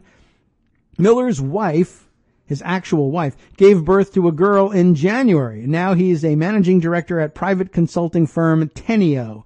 Delgado announced the July birth of her first child, William, the child in question, in a Tuesday tweet. Dear friends, beyond thrilled to share with you that I'm now the proud mother of a beautiful son, William, born on 7/10. Congratulations. Delgado dubbed the Post's story inaccurate, pointing to 5 wrong facts, she says, in the piece. She also appeared to take issue with Miller's statement. Check out these tweets. Oh, wow, just reading the Page 6 article. So much wrong in it. I don't know where to begin. And then tweeting, love how Page 6 article implies it was a Vegas love child. No. Interesting. Didn't read it, but, and then how about this? The father and I, that's Jason Miller, were dating for 2 months. He was separated from his wife, he said, and had been since June, which is there not, let's see, so June, July, August, September, October, November, December, January, February. That's interesting. So he was separated from her while she was pregnant with their latest child, and, such things happen. But then Delgado also tweets, and I'm not sure what Jason means that he and his wife are excited to welcome Will. Really? News to me. Let me shut up before I say more. But I don't know if she shuts up because there's a little bit more here. Delgado indicated Wednesday night that a piece with her side of the story would be forthcoming. And then tweets, wasn't my choice to discuss this, but since Jason went to page 6, I guess I now have to share. Story to McKay Coppins. Stay tuned, and we will. But yeah, how about that one? Obviously, not too far out of keeping with regular Trump world behavior. One, just kind of admitting up front that they have this child, and two, dad just saying, hey, I'm excited to welcome him into my family, and mom saying, no, he's actually going to stay in my family. Thanks very much for offering. Well, it won't make any difference with the evangelicals or the deplorables or anything. They'll all high-five one another over the miracle of birth, no doubt. Okay. Let's see. What other fun things might we be able to shoehorn in here before the break? Well, we won't be able to discuss it very much, but we should also note, 2 key UN aides to Nikki Haley, our UN ambassador, have suddenly resigned amid growing tensions with North Korea, though she insists that they simply wanted to spend more time with their families, which either means they're afraid of a nuclear conflagration, or 2, they want to spend more time with their family before a nuclear conflagration, or 3, they're having a second or perhaps third family with someone else at the same time. Also out there, though, is more news about Rich Higgins and his resignation/firing from the National Security Council based on what has been variously described as an unhinged, wacko, alt-right memo that was disseminated throughout the NSC and got him fired for its insanity, although apparently the memo made it. It's also been described as just a random email that a guy threw together and shared with lots of people at the NSC. But likewise, however you describe it, it definitely got him fired. The memo apparently made its way somehow to the firewalled and totally separate Don Trump Jr., who has no problems whatsoever of his own at the moment and can totally keep his plate empty for involving himself in internal palace intrigue despite the firewall. But apparently this guy got fired by H.R. McMaster, who's attempting to clean house there and throw out the nuttiest of the nuts, I guess. But interestingly, the memo also made its way to Donald Trump, who's the president of the United States. And he apparently is reported to have loved the content, the crazy-ass content of this memo. It's unhinged lunacy. And it was described as having gushed, in fact, about the memo and being outraged to find out that the guy who wrote it was fired. So we have some even more interesting backstabbing and twists and turns to the internal chaos in the White House and the entirety of the executive branch. Just wanted to bring that to your attention before we close things out for the weekend. Thank you for listening. Thanks for sticking through us. Thanks for sticking through us. Please just stab us through the heart with a wooden stake. Make sure we don't wake up again. Thank you for sticking with us through all of the technical difficulties we've experienced. We have almost conquered this monster, and pretty soon we'll have some additional computing power on hand that will smooth our transitions from one failed experiment to a successful one. But we got a lot of work to do in getting things right. What can I tell you? Anyway, I appreciate you doing it. Have a good weekend. If you have made your way down to Atlanta for Netroots Nation, do enjoy the festivities, and do be sure to tell us what you experienced so that we can share your experiences on the air. Stay tuned, as always, for the after show immediately following our program here on Netroots Radio. Let me see if I can get a little sampling of what's coming up. United Healthcare denied a gay man the anti-HIV compound Truvada PrEP on the grounds that he was too high risk due to his sexual orientation. That sort of goes with the territory. After first claiming she had, it now turns out Betsy DeVos didn't divest her multi-million-dollar stake Daily Coos Radio in a sketchy brain training company after all. I know, that sounds awfully unprofessional. You have been listening to the Kagro in the Morning Show with David Waldman. Here's the reference to Rona Graff. Let's see. Congressional investigators want to question Trump's longtime personal secretary, Rona Graff, about Don Jr.'s meetings with Russian lawyers and financiers. So it hasn't happened yet. Keep an ear to the ground. You'll hear about it when it does happen. If you don't hear about it here, you'll always hear about it on the after show. They're great at that. Stay tuned.